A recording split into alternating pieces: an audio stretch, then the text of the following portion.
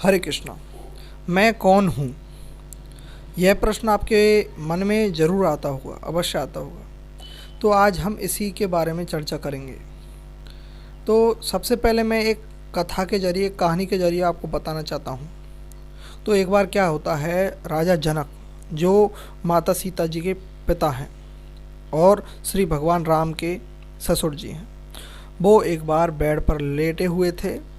तो तभी एक संतरी आता है और उनसे बोलता है कि महाराज महाराज, युद्ध छिड़ गया है, एक राजा आया हुआ है और वो युद्ध के लिए ललकार रहा है। तो इतना सुनकर के राजा जनक जो है खड़ा होता है और अपनी चतुरंगी सेना को सजा करके हाथी, घोड़े, रथ और अपनी सारी सेना को लेकर युद्ध करने के लिए पहुंच जाता है उस राजा के समक्ष।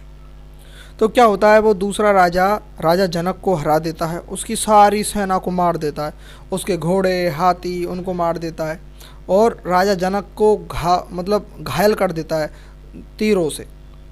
राजा जनक खून से लहूलुहान होते हैं।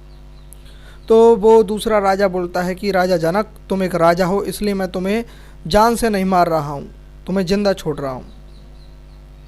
उसके बाद जो है राजा जनक भटकता रहता है अपनी राज्य में, लहूलुहान रहता है, खाने पीने के लिए कुछ नहीं होता। 3 दिन तक वो ऐसे ही घूमता रहता है। जब वह अपने राज्य में ही कुछ मांगने के लिए जाता है तो उसी के जो प्रजा थी वो उसे कुछ भी देने से मना कर देती है। क्यों?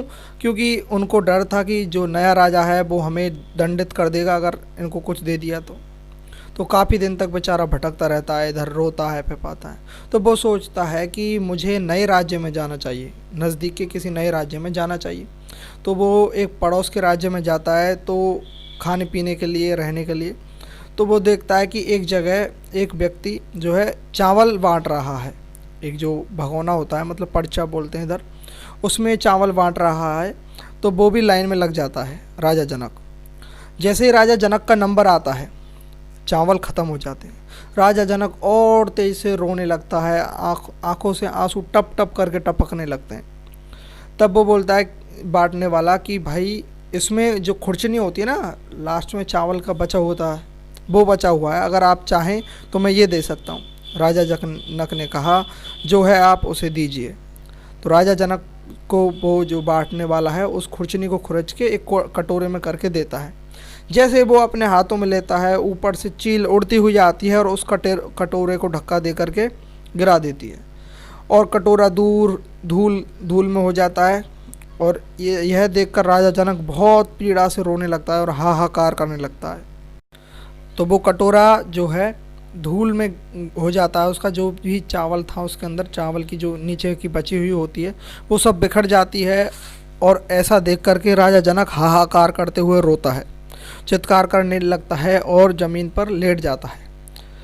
इतने में क्या होता है, राजा जनक का सेनापति आता है और उनको जगाता है राजा को कि महाराज, इतने पसीनों से आप क्या पसीनों में हैं और चिल्ला रहे हो, बचाओ बचाओ, क्या हुआ आपको? तो राजा जनक जैसे ही जगता है तो वो देखता है कि है मैं कहाँ था। तब राजा जनक जो है बहुत बुद्धिमान और ज्ञानी, आत्मज्ञानी व्यक्ति थे। तो वो उसी समय बोलते हैं, ये सच या वो सच? तो मंत्री होता है, महाराज जी क्या बोल रहे हैं, ये सच या वो सच? अब राजा जनक यही बोलता रहता है। राज्यसभा में जाता है, रानियां कुछ पूछती हैं, कोई भी कुछ पूछता है तो राजा जनक बोलता है ये सच या वो सच। तो सब राजपाट का सारा कार्य सब स्थगित तो हो जाता है, रुक जाता है, कोई कार्य नहीं होता। कोई काम के लिए आता है तो उसी से भी यही पूछ लेता है, ये सच या वो सच? तो उधर से एक अष्टावक्र मुनि जो बहुत ज्ञानी थे, बहुत अच्छे ऋषि थे, वो उधर से गुजर रहे थे बाजार से। तो सभा के जो भी राजा बैठे हुए थे, मंत्री बैठे हुए थे, उन्होंने सोचा कि अष्टावक्र मुनि को बुलाया जाए, राजा के सामने समक्ष किया जाए, वो ही इसका उत्तर दे सकते हैं। तो अष्टावक्र मुनि आते हैं राजा के सामने। तो राजा बोलता है, महाराज ये सच या वो सच? तो अष्टावक्र मुनि कहते हैं, राजन, ना ये सच ना वो सच। बोलते हैं, महाराज कैसे? कि राजन, कि जब तुम लहूलुहान थे, रो रहे थे, तुम्हारी सेना हार गई थी, तुम पीड़ा से करा रहे थे, उस दुख से गुजर रहे थे, क्या वो दुख अब है तुम्हारे पास? कि नहीं महाराज, वो दुख बिल्कुल नहीं है अब मेरे पास। अब तो मैं सुख शांति से बैठा हूँ, सारा साम्राज्य है, मेरी रानियाँ हैं, वो ही हाथी घोड़े सब कुछ है मेरे पास, अभी तो पूरा पावर है, पूरी शक्ति है। तो अष्टावक्र मुनि कहते हैं तो वो सच नहीं है। अच्छा, और ये भी सच नहीं है, वो कैसे? राजा जनक बोलता है वो कैसे? तो बोलते हैं अष्टावक्र मुनि कि जब तुम उस राजा से युद्ध लड़ रहे थे, तुम्हारी सेना हार रही थी, तुम लहूलुहान थे, रो रहे थे, पीड़ा से करा रहे थे, तो उस समय ये तुम्हारा साम्राज्य, रानियाँ, ये वैभव, ये सुख सुविधा ये थी या नहीं? बोला महाराज ये भी नहीं था। तो राजन, ना ये सच ना वो सच, लेकिन जब तुम रो रहे थे, युद्ध कर रहे थे, उस समय तुम वहाँ थे या नहीं? कि महाराज मैं वहाँ था। और अब यहाँ तुम बैठे हो, ये सारा दृष्टांत जो देख रहे हो, सुन रहे हो, बोल रहे हो, इस सब सारे जगत को, प्रपंच को देख रहे हो, ये सच है या नहीं? सॉरी, यहाँ तुम हो या नहीं? बोला महाराज यहाँ पर भी मैं हूँ। तो राजन, ना ये सच ना वो सच, परंतु तुम ही सच। दोनों अवस्थाओं में तुम वहाँ विद्यमान थे, प्रेजेंट थे, इसलिए तुम ही सच। तो इस कथा से ये जानने के लिए मिलता है कि हम जो हैं इस प्रपंच में फंसे हुए हैं। प्रपंच मतलब संसार। तो हमारे अंदर जो भी है वो इसका साक्षी है।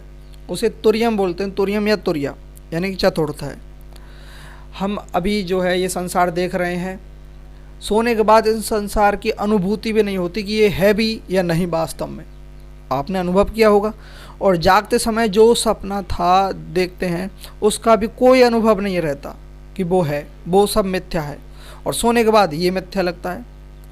और एक और अवस्था होती है जिसे सुसुप्ति बोलते हैं, डीप स्लीप बोलते हैं, जैसे गहरी नींद। उसमें कुछ भी नहीं आता, कोई विचार नहीं आता, फुल कॉन्शियसनेस जो है, एक कॉन्शियसनेस जो है संगठित हो जाती है, मतलब पोटेंशियली स्टोरेज हो जाती है एक छोटे से बिंदु में, ये समझ लीजिए। उस समय कॉन्शियसनेस, चेतना, तो उस समय कुछ भी समझ नहीं आता। यहाँ तक कि ये प्रश्न भी मन में नहीं आता कि मैं कौन हूँ, कुछ नहीं, हमारे लिए कुछ भी जाने योग्य नहीं रहे। लेकिन उसका साक्षी भी वह होता है, वह है चौथा मतलब तुर्यम। इसी प्रकार से हमारा साक्षी, हम अभी देख रहे हैं इस जगत को, हमारा साक्षी हमारे अंदर है। ये मन मेरा, तन मेरा, संसार मेरा, हाथ मेरा, मेरा, पर मैं कौन हूँ, ये शब्द जो है वो साक्षी है, उसे आत्मा बोलते हैं। आत्मा का हिंदी अर्थ होता है मैं। ओके, मैं। उसमें मांडुक्य उपनिषद में आत्मा को तुर्यम बोला है। गौड़पादाचार्य जी ने इस पर भाष्य दिया था, उन्होंने चौथा बोला है। अभी और भी लंबी कथा है, इसको समझाने के लिए मैं नेक्स्ट पार्ट जरूर बनाऊंगा। आगे की आत्मा क्या है, सुसुप्ति अवस्था क्या है, स्वप्न अवस्था क्या है और जागृत प्रपंच क्या है, इसमें आपको आगे समझ में आएगा कि वास्तव में मैं कौन हूँ। हरे कृष्णा।